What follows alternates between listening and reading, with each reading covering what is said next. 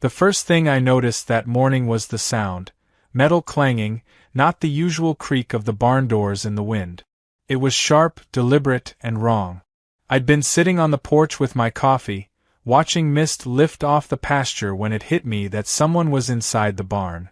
At first, I thought it was my nephew coming early to help with hay bales, but then I saw the SUV. White, spotless, parked half on my gravel driveway, half on the grass, with a shiny HOA sticker glinting on the bumper like a badge of authority. I sighed.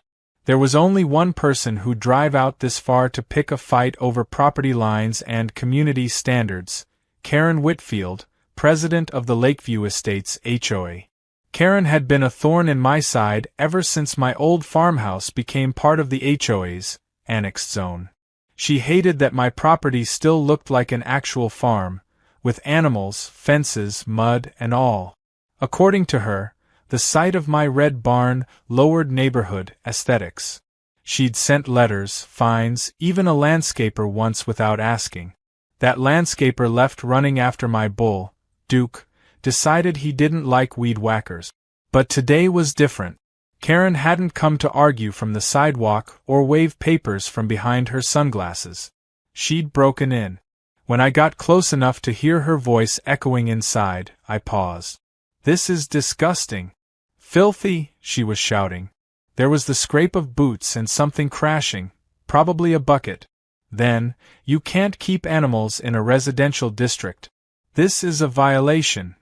I almost laughed. She sounded like a city inspector lost in a barn for the first time. Still, I kept my steps quiet. The barn doors were slightly ajar. Through the crack, I saw her. High heels planted in straw, designer coat speckled with dust, phone in one hand recording everything, the other waving dramatically at my stalls. She had no idea Duke was in the next pen, chewing hay and watching her like a bouncer assessing a troublemaker. I leaned on the doorframe. "Morning, Karen. You lost." She spun so fast her heel caught in the straw. "You can't keep trespassing livestock this close to the HOA perimeter," she snapped, straightening her coat like she owned the place. "I've told you repeatedly. This property violates Article 6, Section 4, barn structures and large animals are prohibited within." "This barn's been here since 1947, I interrupted. "Pretty sure your bylaws didn't reach back 70 years. Her jaw tightened. "We extended jurisdiction to this parcel in March. I mailed you the notice." I smiled. "You mean that pamphlet you stuffed in my mailbox without a stamp?" "Yeah, that's not legal notice. That's litter." Karen's face turned the color of a ripe tomato. "You think you're clever, but you can't ignore community rules. We're improving property values for everyone." Behind her, Duke shifted, snorting. Karen froze, finally realizing she wasn't alone. "What is that?" "My bull," I said, walking past her to the stall. "His name's Duke. He doesn't like uninvited guests." She recoiled as Duke snorted again, his horns glinting under the beam of sunlight breaking through the roof slats. "You can't, that's dangerous. I could report you for keeping aggressive animals." "You could," I said, "but you'd have to explain how you ended up inside my locked barn." For a split second I saw panic flicker in her eyes. Then, predictably, she doubled down. I had probable cause to inspect. There were complaints. "From who?" "Yourself." Karen glared. "You think this is funny? You're harboring a menace. Look at that thing." Duke took that as his cue to stomp once, snort, and swing his head, rattling the gate. Karen jumped back, her phone trembling in her hand. "Maybe you should go," I said, "before Duke gets curious." Instead, she lifted her phone higher. "No, I'm documenting this. The HOA board will see." Duke bellowed, loud enough to shake the rafters. Karen shrieked and stumbled backward into a wheelbarrow, tipping it over. Hay spilled, her heels snapped, and she went down, shrieking. "I couldn't help it," I laughed. She scrambled up, hair sticking out, one shoe gone, face red. "You'll regret this," she hissed, limping toward the door. "The board will hear everything. I'm filing an immediate violation report." "Sure," I said, holding the door open for her. Just make sure you tell them about your illegal entry too. Her SUV roared off, tires spitting gravel, leaving behind a faint trail of perfume and outrage. I looked at Duke, who seemed thoroughly unimpressed. Good boy, I said. That was supposed to be the end of it. But Karen wasn't built to lose quietly. The next day, I got an envelope hand-delivered to my port. Notice of noncompliance, stamped in bold red letters, followed by a fine, $10,000 for unauthorized agricultural activity within the HOA perimeter. I almost spit out my coffee. I took the notice straight to Sheriff Dalton, who had known me since high school. He read it twice and chuckled. She's really trying to claim jurisdiction over your land, he asked. Apparently her power trip doesn't stop at the property line. He nodded. Well, she's trespassing and filing false claims. I'll talk to her. I should have known better than to think a warning would stop her. 2 days later, I caught Karen back near the barn fence, this time with a clipboard and a man in a cheap suit. He had a tape measure and a face that screamed, "Assistant to the tyrant." They were arguing about measurements when I approached. Back again? You know, you could just ask for a tour next time. Karen turned sharply. We're performing an assessment. You'll be receiving demolition orders for non-compliant structures. On what grounds? I asked. Unregistered outbuilding within a protected visual zone, she declared, reading from her clipboard like it was gospel. You mean my barn, I said. The one that's older than the HOA? She ignored me. The man kept measuring. Duke, standing behind the fence, decided he'd had enough. He let out a deep, low rumble that made the clipboard guy freeze mid-step. Karen didn't move fast enough. Duke stomped, snorted, and leaned against the fence just enough to rattle it hard. She squealed and bolted back to her car, dropping the clipboard in the dirt. That moment, I realized something important. Karen wasn't just power-hungry, she was scared of losing control. And that fear made her dangerous. That night, floodlights flashed through my window. A tow truck sat idling in my driveway. Karen stood beside it, waving papers at the driver. I stepped outside, phone recording this time. Evening, I said. Something you want? This structure, she said, pointing toward my barn, is being impounded pending compliance review. Impounded? I repeated, laughing. It's a building, not a Buick. She shoved the paper toward me. It's within my authority as HOA president. Not on private property, it's not. The tow driver looked between us, confused. Ma'am, I can't tow a barn. Karen snapped, then call someone who can. I held up my phone, recording every word. You're trespassing again, Karen.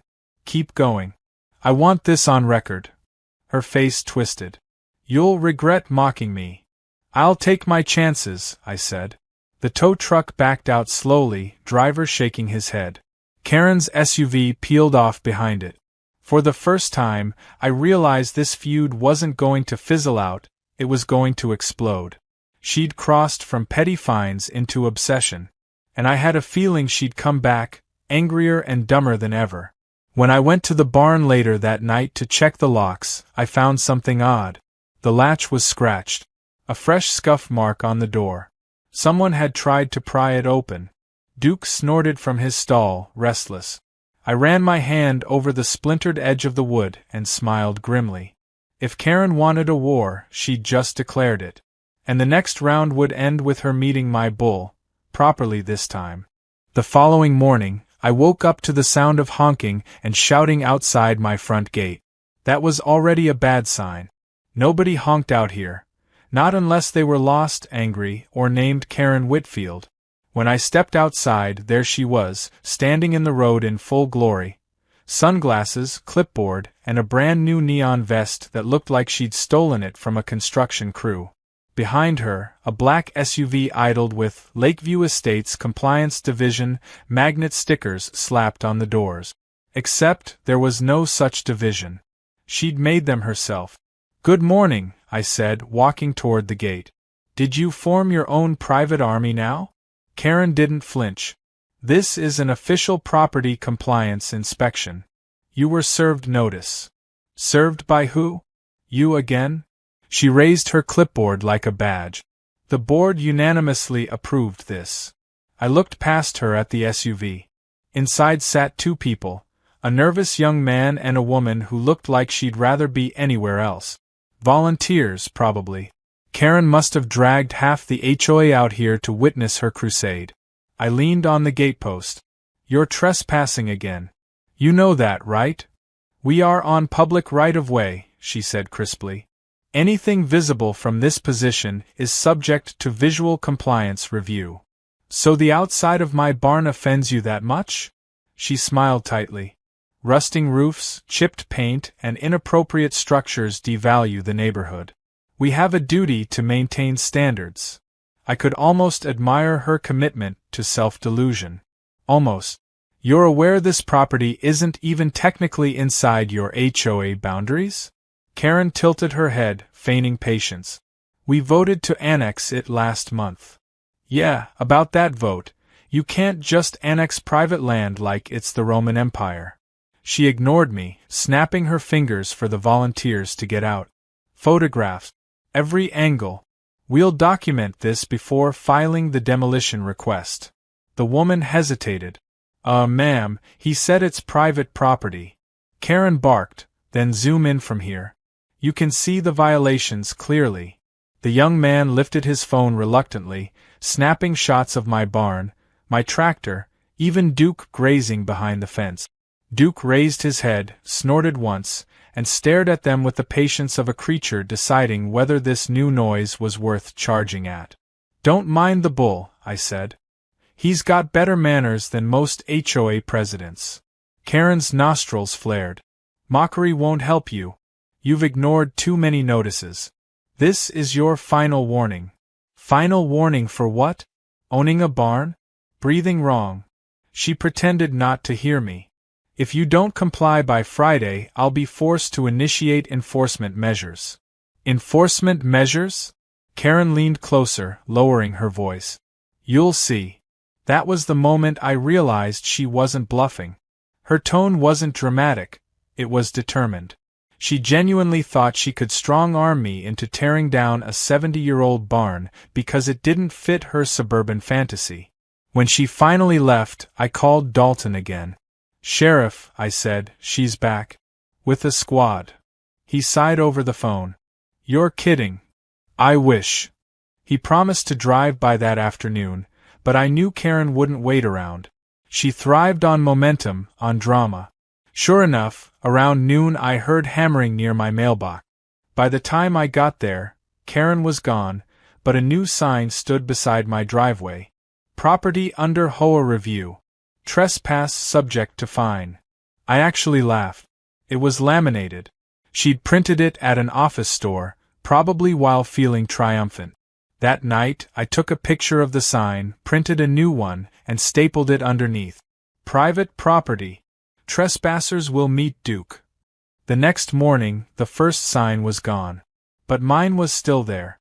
For 2 quiet days, I thought maybe she'd finally realized how ridiculous this was. Then, early Saturday, I found her SUV parked behind my fence again. The barn door was cracked open. I didn't even have to think about it this time. I grabbed my phone, hit record, and walked straight over.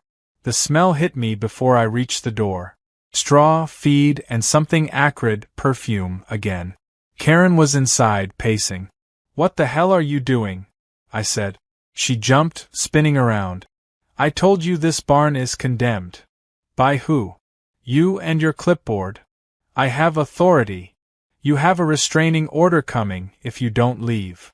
Karen pointed at the haystack near Duke's stall. That animal is a liability. You'll bankrupt the HOA with your negligence. I'm not even in your HOA, Karen. You are now. The board ratified. Before she could finish, Duke shifted behind her. She startled and turned. He was standing close to the gate now, head lowered, eyes fixed. The kind of look that meant too close. Karen backed up. You control that thing. Duke doesn't like strangers breaking in, I said calmly. Especially loud ones. She fumbled for her phone, trying to film again. I'm collecting evidence. Then Duke moved. Not a full charge, just a warning step. His hooves thundered against the dirt, rattling the stall gate. Karen screamed and bolted toward the door.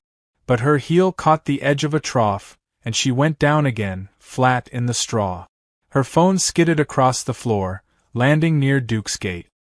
He snorted, stretched his nose toward it, and with one quick movement, sent it skittering further away with a horn.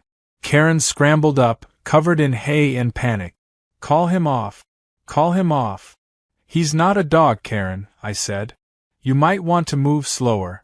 Sudden movements make him curious.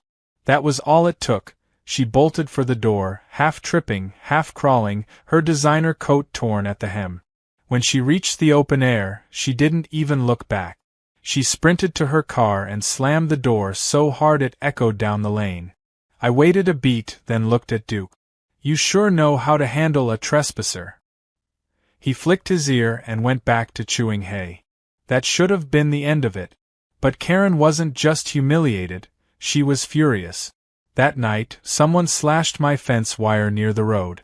I spotted the damage in the morning. Clean cuts, too neat to be an animal. Duke hadn't wandered, thank God, but the message was clear.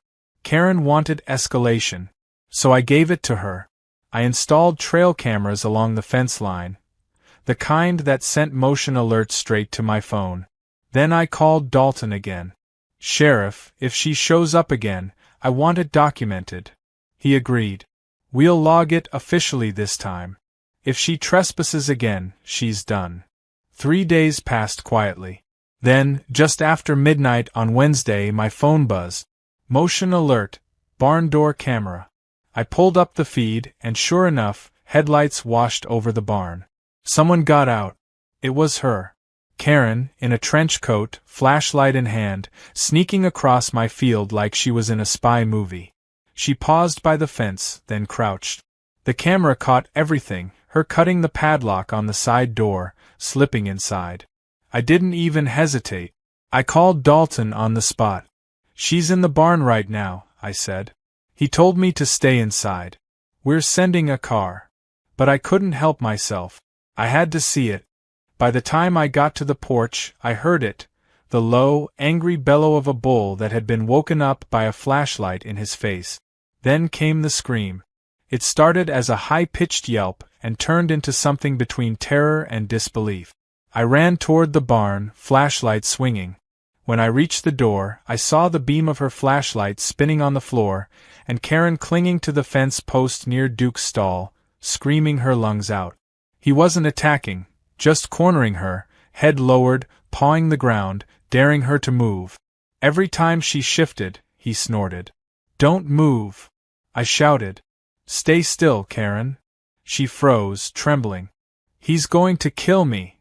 No, he's warning you, I said, stepping carefully closer. You scared him, that's all. Her eyes were wild. Get him away. I told you not to come here again, I said evenly. Now you see why. Duke stomped once more, and Karen flinched, whimpering. When the sheriff's truck lights flashed through the open door, I almost laughed from relief. Dalton stepped inside, took one look, and muttered, Well, I'll be damned. Karen turned to him, shaking. Arrest him.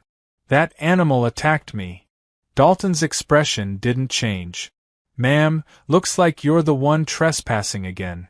She tried to argue, but her voice cracked. He's lying. Duke snorted again, cutting her off. Dalton helped her out of the barn, still muttering under his breath. Once they were outside, he turned to me. I'll file the report. We've got all we need. Karen didn't speak. She just stood by her car, shaking, covered in straw and humiliation. When Dalton finally let her go, she drove off without headlights, her taillights fading into the dark. I leaned against the barn door, listening to the silence settle. Duke snorted once, satisfied. That night, I knew it wasn't over. Karen wasn't the type to quit, she was the type to burn everything down to win.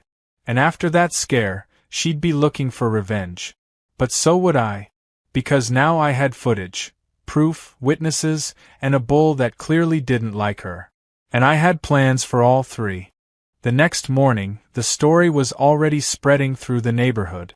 Apparently, Karen had gone door to door before sunrise, limping on a twisted ankle and telling anyone who would listen that I'd sicked a wild bull on her in the middle of the night. Half the HOA was convinced I was keeping a dangerous animal illegally. The other half just wanted to know how on earth she'd ended up in my barn at midnight in the first place. I spent the morning drinking coffee on the porch, watching the steady stream of SUVs creeping by as residents slowed down to stare at my property. Every single one of them looked like they were rubbernecking a crime scene. Duke stood behind the fence, perfectly calm, chewing cud and flicking his tail. He looked like the picture of serenity, until you remembered he'd nearly scared the HOA president into cardiac arrest. By noon, Dalton showed up again.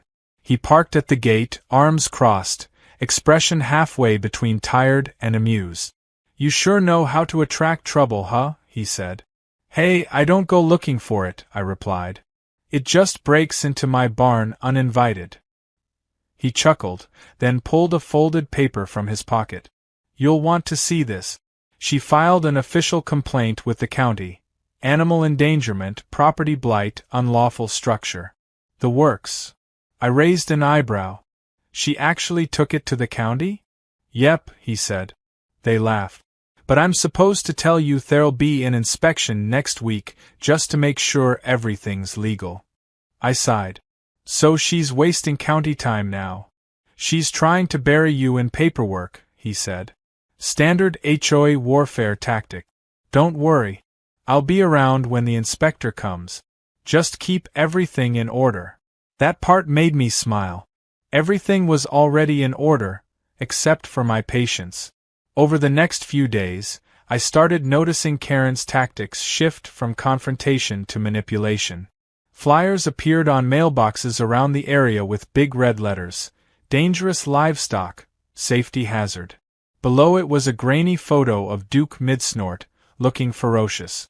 The caption read, "Aggressive bull loose near residential zone. Contact HOA for safety measures." Loose. That was the word that got me. Duke hadn't been loose a day in his life. He stayed behind a reinforced fence with electric wiring and 3 padlocks. The only reason Karen had ever been in danger was because she broke into his space. So, I printed my own flyers. Same format, same bold red letters, but mine said, "Dangerous trespasser, HOA president loose in area." And below it, I put a still frame from my trail camera footage. Karen sneaking into the barn at midnight with a flashlight. I stapled them on the community bulletin boards near the lake and at the corner mail shelter. Within hours, my phone was buzzing with messages from neighbors laughing. Apparently, they thought it was a joke. But the look on Karen's face later that evening told me she didn't. She drove by my house twice that day, once slow and glaring, and again faster, muttering into her phone as if plotting retaliation. I didn't know what form it would take, but I was certain she'd escalate. Sure enough, that Friday, a county vehicle rolled down my driveway, an official seal on the side. Out stepped a woman in a tan jacket carrying a clipboard. "Mr. Hanley?" she asked politely. "That's me. I'm with County Zoning and Agricultural Compliance. We received a complaint about an unregistered livestock structure and dangerous animals." "Let me guess," I said. "From a Mrs. Whitfield?" She hesitated, then smiled knowingly. "You're not the first person to ask that." I led her to the barn, explaining the history of the property as we walked. She took notes, measured a few posts, checked the fence, and even fed Duke a carrot. He leaned in, calm as a monk. "This animal is well behaved," she said, surprised. "Gentle giant," I replied. "Unless someone trespasses." She nodded. "Everything looks compliant to me. You're clear. I'll file the report today." I thanked her, but as soon as her car disappeared down the road, I saw Karen's SUV parked 2 houses away, half hidden behind a row of trees. She'd been watching the inspection the whole time. That evening, I got an email from the HOA.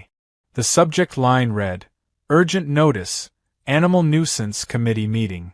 Apparently, they were holding a special session to discuss removal of livestock hazards. In other words, I showed up.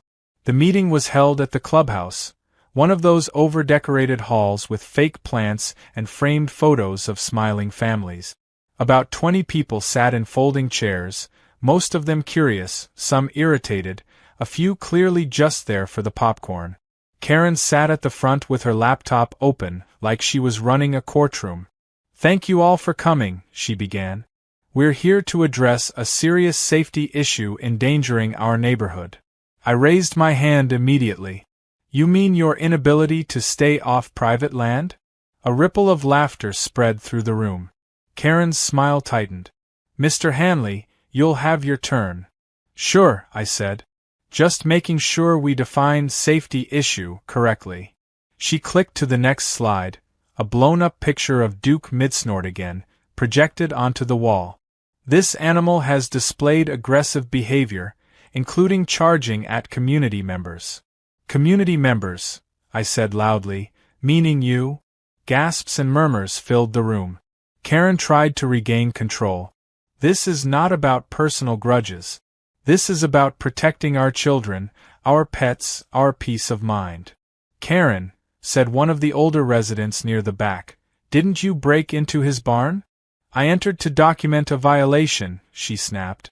"Without permission?" another man added. "That's trespassing." Karen's cheeks flushed crimson. "I was performing my duty as HOA president." I stood. "If your duty involves cutting my locks and scaring my bull, maybe you should reconsider your hobbies." The room erupted into laughter again, this time louder. Someone actually clapped. Karen's composure cracked. "This is harassment. This meeting is over." She slammed her laptop shut and stormed out. The rest of the board followed awkwardly.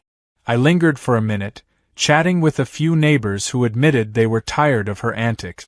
Apparently, she'd fined one guy for leaving a hose out overnight and another for having a non-compliant mailbox color. By the time I got home, I knew something had changed. The neighborhood was finally turning against her. But Karen didn't do well with losing face. The more cornered she felt, the more desperate she became. That night, just before midnight, my phone buzzed again, another motion alert from the barn. My stomach sank.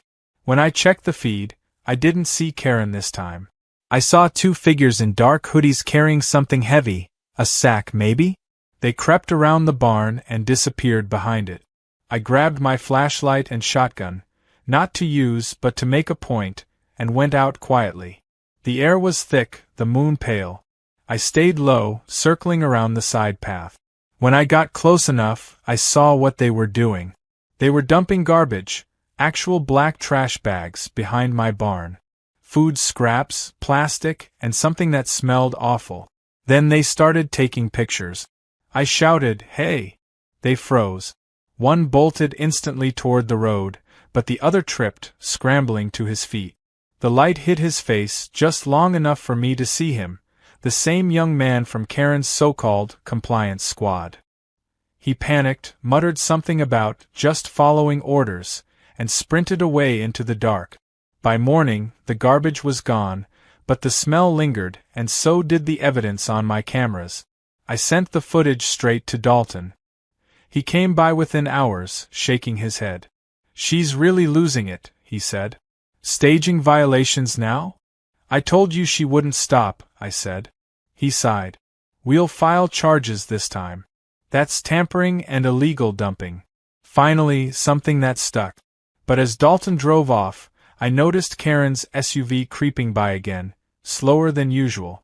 She stopped for a moment, glaring straight at me, then sped off without a word.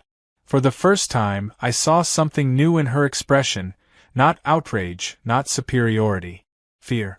She was realizing this fight wasn't going her way anymore. But I also knew she wasn't done. She'd hit her limit with legal threats, public humiliation, and failed stunt.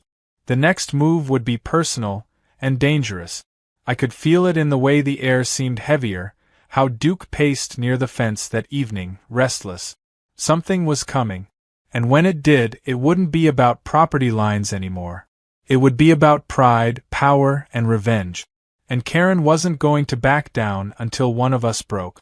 2 days later, I woke up to the sound of rain pelting the roof, and my phone buzzing non-stop. A dozen messages from neighbors filled the screen, photos, screenshots, and one text that simply said, "You need to see this." I opened one of the pictures and nearly spit my coffee.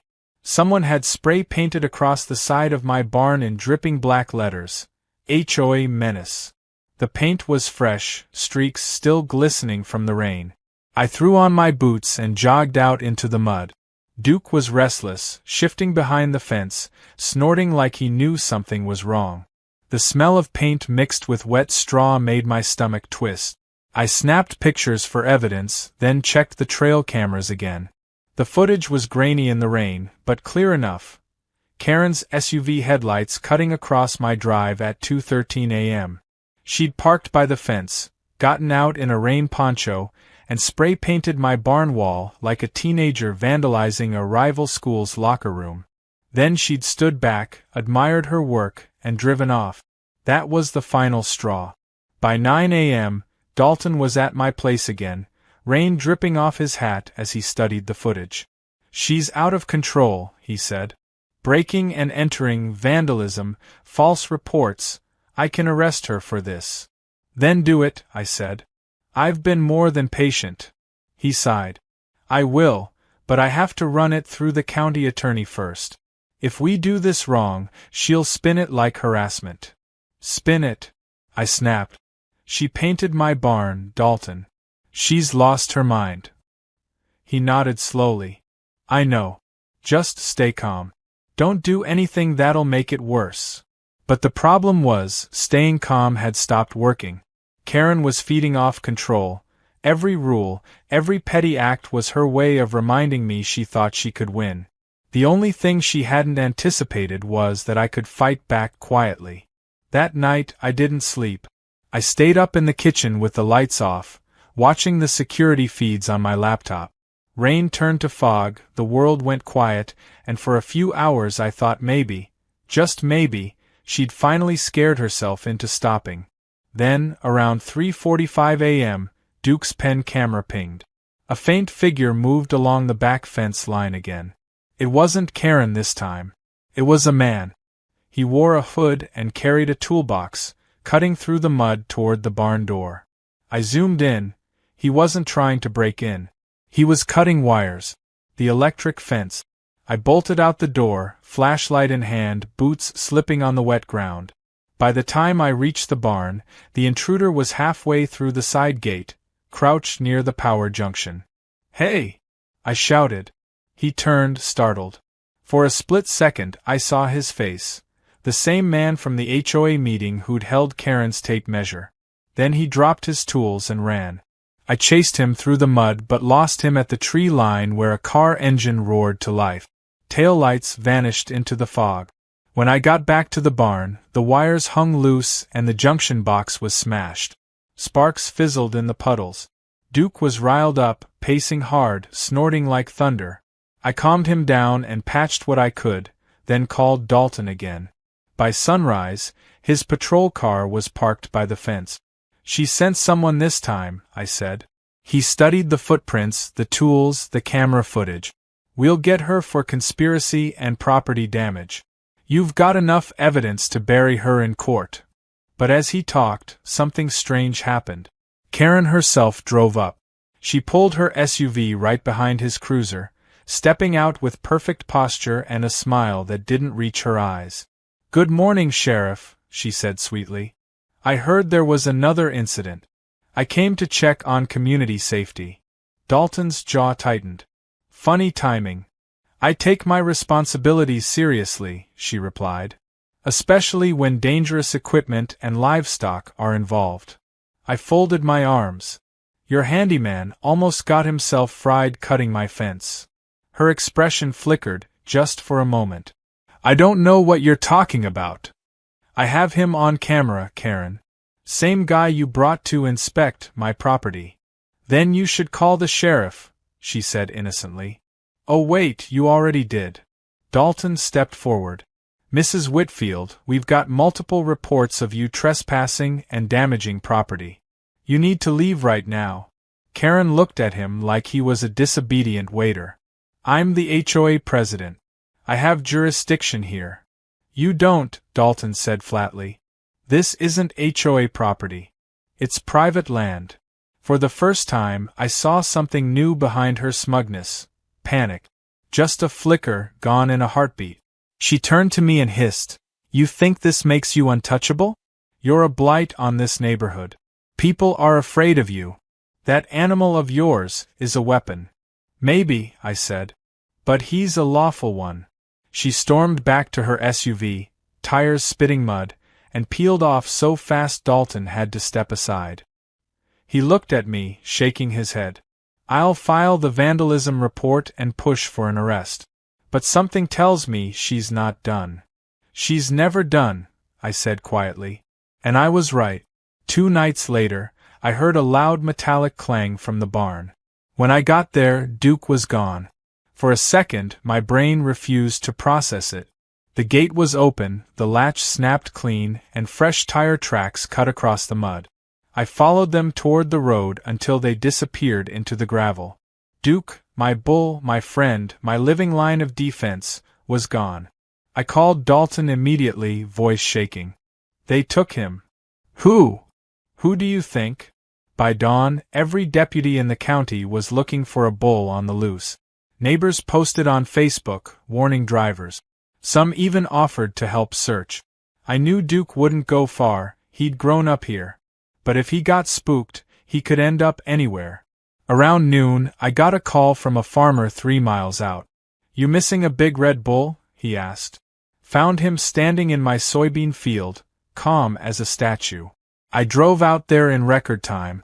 Duke was standing near the fence line, muddy but unharmed. He came right over when he saw me, snorting softly like nothing had happened. A broken section of trailer hitch nearby told the rest of the story. Someone had tried to load him up, but Duke must have refused to move or kicked the trailer apart. When I got back, Dalton met me at the barn. "We found the trailer," he said. "Dumped near the highway. Registration's fake, but the paint matches Karen's SUV bumper where she scraped it last week." It was all unraveling. Her control, her reputation, her sanity. By evening, she'd sent a mass email to every HOA member claiming I'd staged the bullnapping myself to frame her. But this time, people weren't buying it. Screenshots of her vandalism and my footage were already circulating online. Someone even posted the midnight barn video with the caption, "When HOA presidents go too far." It went viral in the local Facebook groups overnight. The next morning, she showed up again. Not to fight, but to plead. She waited by the gate, hair unkempt, eyes red from lack of sleep. "Please," she said as I approached. "Take it all down. The videos, the posts. I can't have this ruin my life." I stared at her. "You broke into my barn 3 times. You vandalized my property. You kidnapped my bull." "I didn't," she started, but her voice cracked. "It got out of hand. I just wanted you to follow the rules. There were never your rules to begin with." For a moment, I thought I saw regret flicker across her face. But then her expression hardened again. "If you don't take it down, I'll sue for defamation." I smiled. "Go ahead. You'll have to explain the part where you met my bull." She flinched like I'd hit her. "You're a cruel man." "No," I said. "I'm a patient one." She left without another word. That evening, Dalton called. "She's been charged with trespassing, vandalism, and conspiracy. County attorney's handling it now." "Good," I said. "Maybe that'll finally end this." But even as I said it, part of me knew Karen wasn't the type to surrender gracefully. The charges might have stopped her from showing up in person, but people like her always found one last way to get revenge. And sure enough, 2 weeks later, I found out what hers would be. She'd requested a hearing with the county zoning board, not just to fight the charges, but to propose that my land be condemned for unsafe livestock conditions. She was still trying to tear down my barn.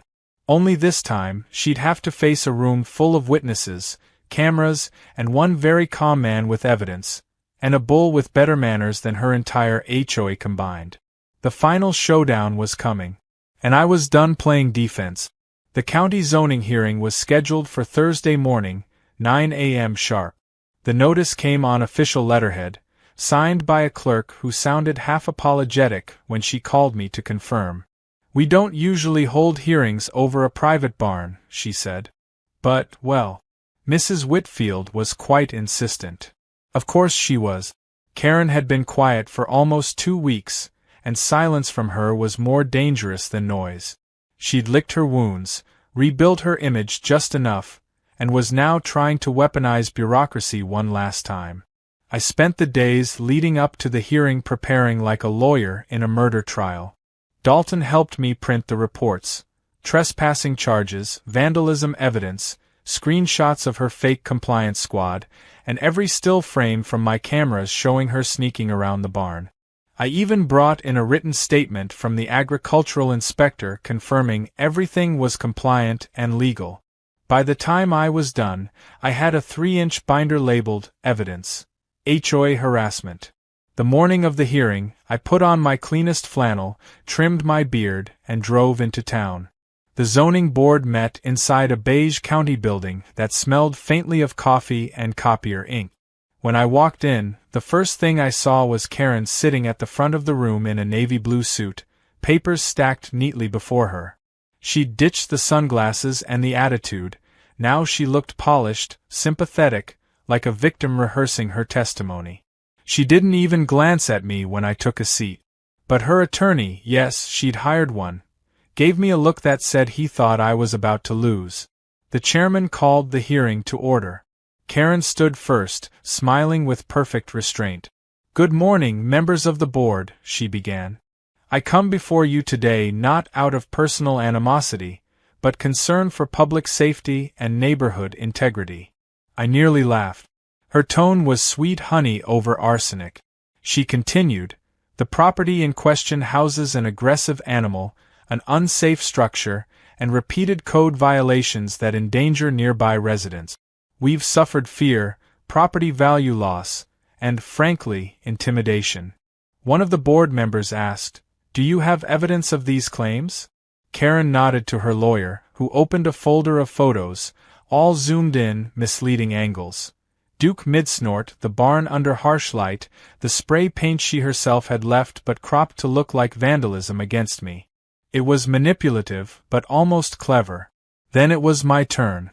I stood slowly, walked to the podium, and set down my binder with a satisfying thud. "Ladies and gentlemen," I began, "what you just heard is a creative piece of fiction. The truth looks more like this." I flipped open the first tab, a clear photo of Karen caught on my trail camera, flashlight in hand, inside my barn at midnight. Gasps rippled through the small crowd. Karen stiffened.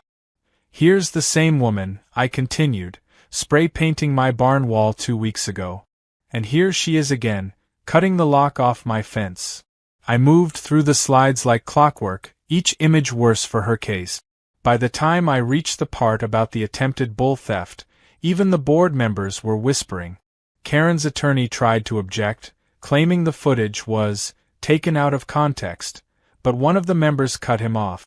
"Sir, your client broke into private property 3 times, she said flatly. Karen's composure cracked. "He's dangerous," she burst out.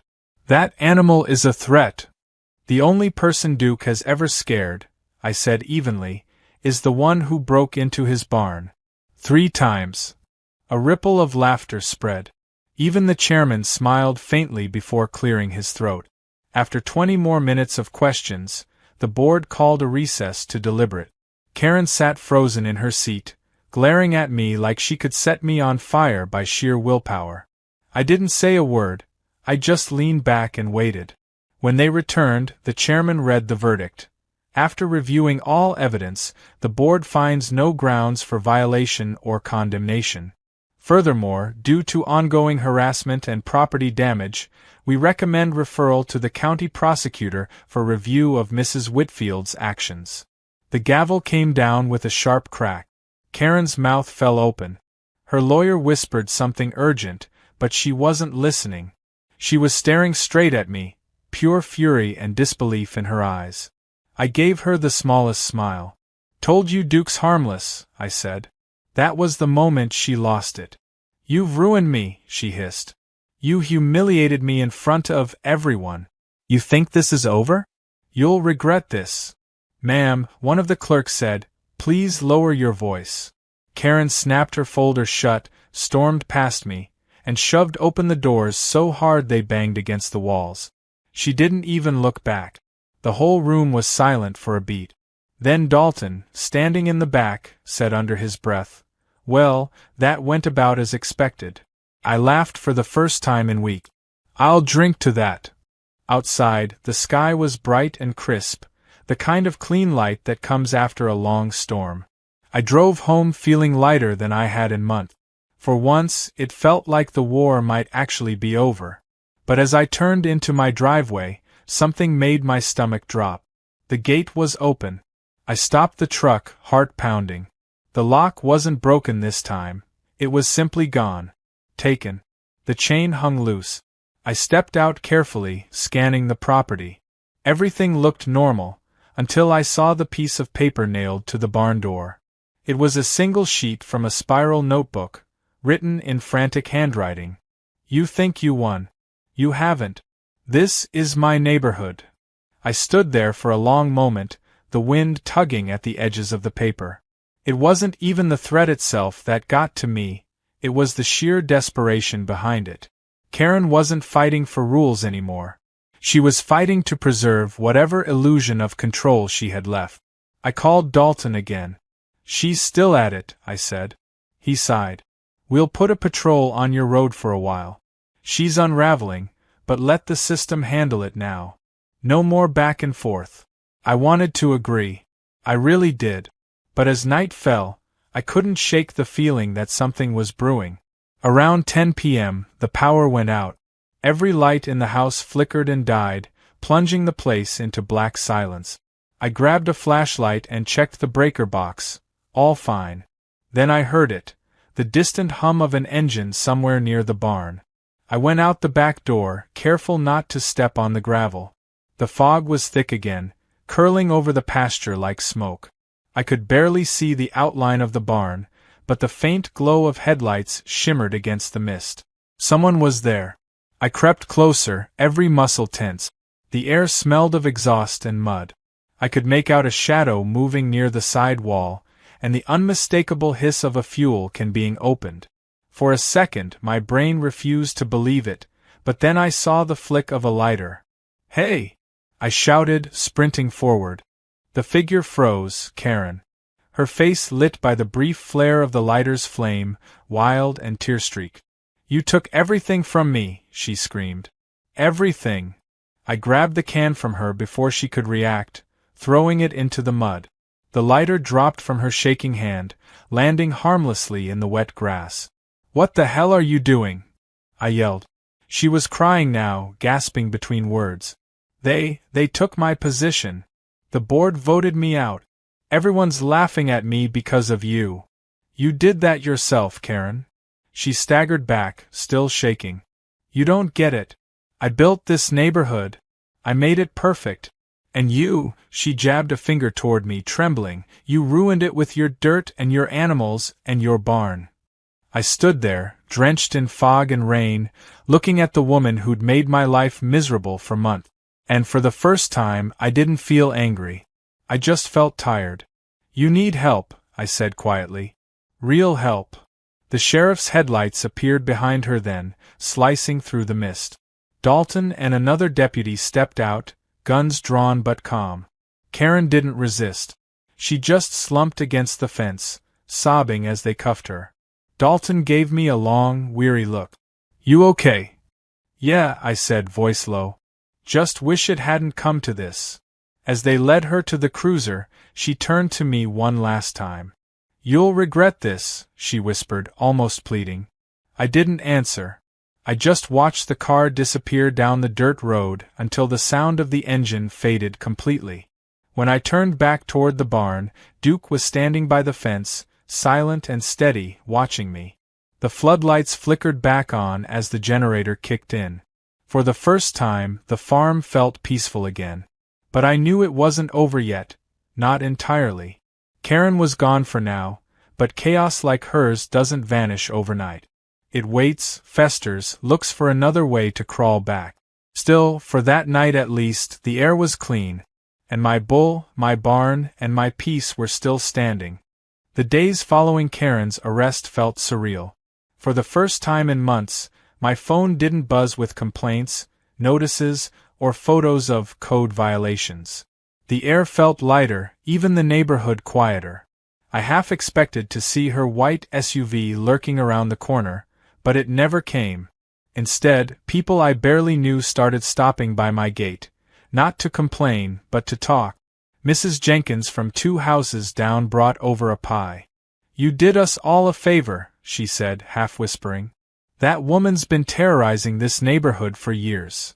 Another neighbor, Tom, came by with a handshake. "Heard what happened," he said. "Can't believe she tried to burn your barn. You're a patient man." Patience wasn't exactly what I felt. Relief, maybe. A deep, heavy kind that comes after a storm finally ends, but also a strange emptiness. For months, Karen had been a constant presence, an enemy that gave my days direction. Now that she was gone, the quiet almost felt wrong. Dalton stopped by that weekend. He leaned on the porch railing, coffee in hand, looking at the barn. "County prosecutor says she's getting charged with attempted arson, trespassing, and vandalism. Probably probation, maybe community service. No prison, but she's done with the HOA." "Done?" I asked. He nodded.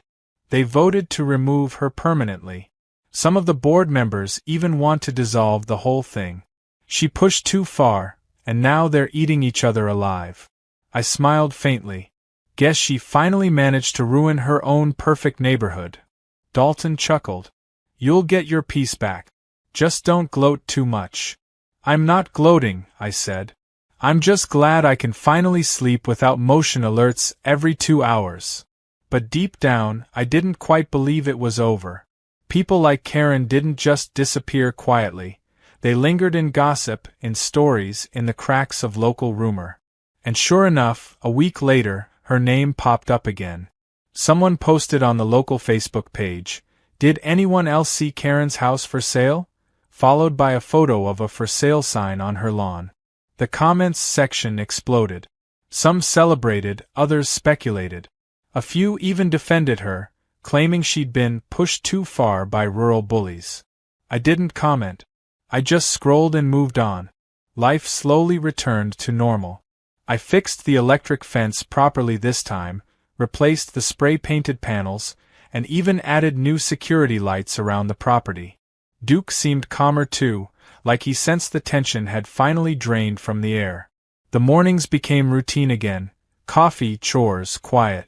Then one afternoon, I found an envelope wedged in my mailbox. No return address, no stamp. Just my name written in shaky handwriting. Inside was a single sheet of paper. "Thank you for not pressing for prison. I'm leaving town. You won't see me again. But please tell them, I only ever wanted to make things better. K."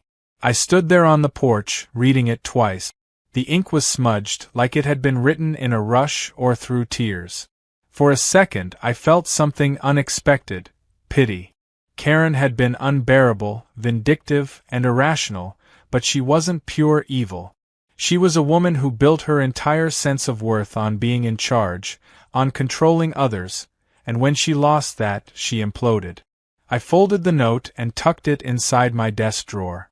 Not out of sentiment, but as a reminder that even the worst people can fall apart quietly when the noise ends. For a few weeks, things stayed calm. The HOA board officially dissolved, neighbors stopped getting fined for nonsense, and a kind of strange camaraderie grew around the whole ordeal.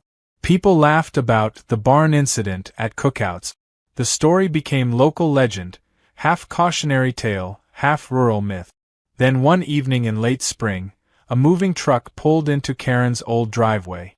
I watched from my porch as a new family started unloading boxes, a young couple and their little girl. The husband waved when he spotted me. "Hey there. We're the Carvers. Looks like we're your new neighbors." I waved back. "Welcome to Lakeview."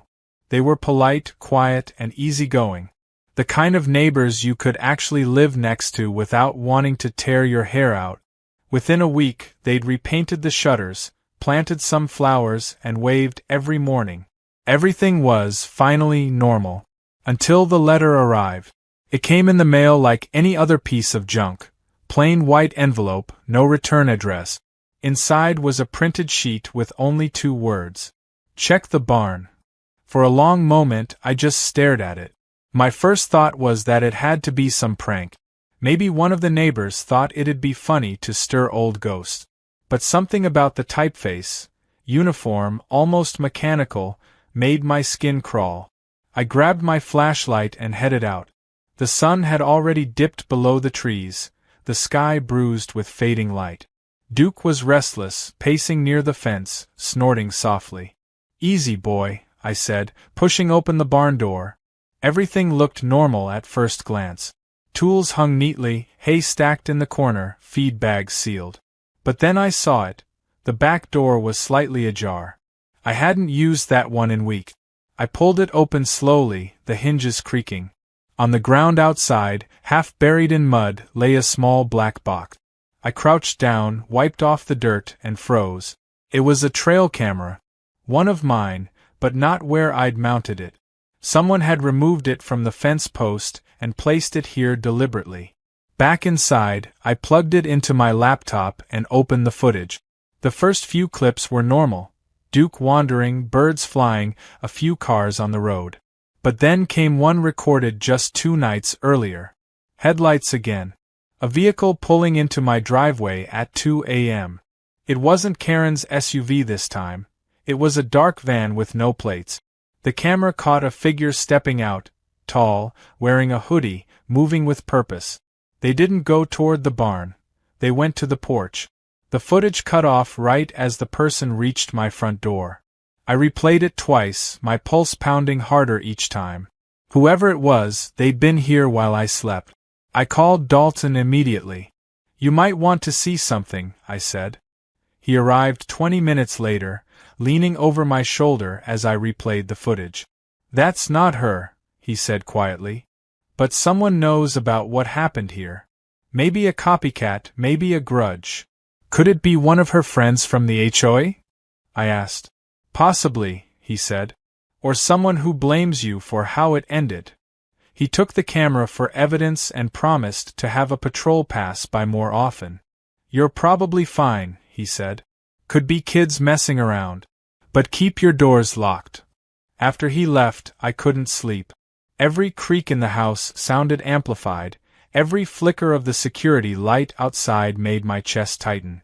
I sat by the window with Duke visible through the dark, a steady silhouette in the field. Around midnight, my phone buzzed, motion alert. I grabbed it instantly. The feed showed the barn's side camera. The door was open again. Heart hammering, I grabbed my flashlight and rifle and stepped outside.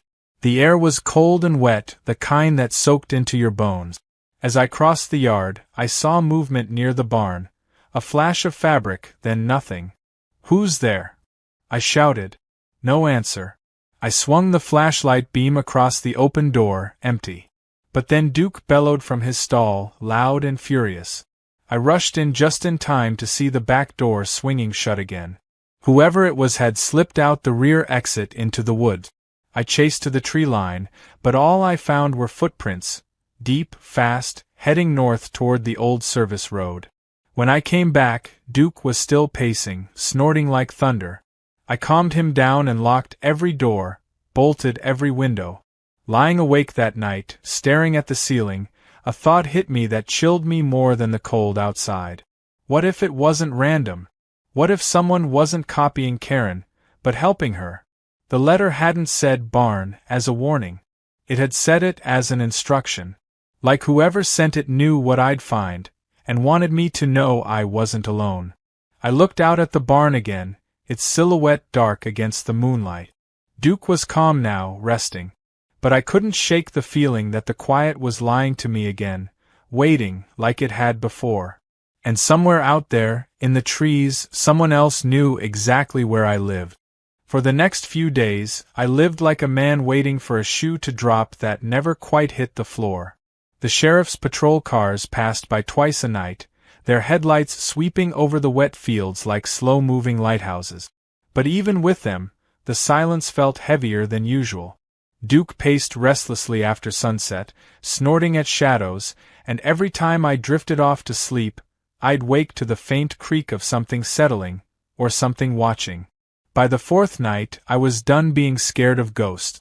I'd spent months letting Karen and her nonsense dictate my peace, and I wasn't about to give another nameless intruder that kind of power. So I decided to bait them. I moved the barn cameras to wider angles, repositioned a few solar lights, and left the side door unlocked. But this time, rigged with a silent alarm that pinged my phone the instant it opened. I even left a single lantern burning inside to draw attention. Then I waited. The first night, nothing happened. The second, the wind knocked over a shovel, and I almost sprinted out there rifle first. But on the third night, the alarm finally buzzed at 2:18 a.m. I opened the feed, and my blood went cold. The figure was back. Same hoodie, same deliberate movements, but this time they weren't cutting wires or lurking. They were carrying something. A canister. For a heartbeat, I thought it might be fuel again, but as the figure stepped into the light, I saw the label. Ammonia cleaner. Industrial grade. I didn't wait. I grabbed my rifle, flashlight, and phone and moved fast. By the time I reached the porch, the barn door was half open. Inside, Duke was agitated, hooves pounding the dirt. "Hey!" I shouted, voice echoing off the rafters. The intruder froze, flashlight beam jerking wildly before swinging toward me. For a split second, our lights crossed, and I saw his face. Not Karen. Not even close. It was her husband. Harold Whitfield, gray-haired, heavy-set, normally the silent type who stood behind her during HOA meetings like a bodyguard. He looked exhausted, eyes bloodshot, face streaked with sweat. "Harold," I said, lowering my weapon just a little. "What the hell are you doing?" He swallowed, his voice cracking. "She told me you ruined her life. Said everyone laughed at her because of you.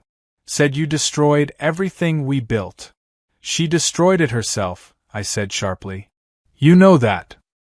He shook his head, trembling. "You don't understand. She's gone. She left the hospital last night.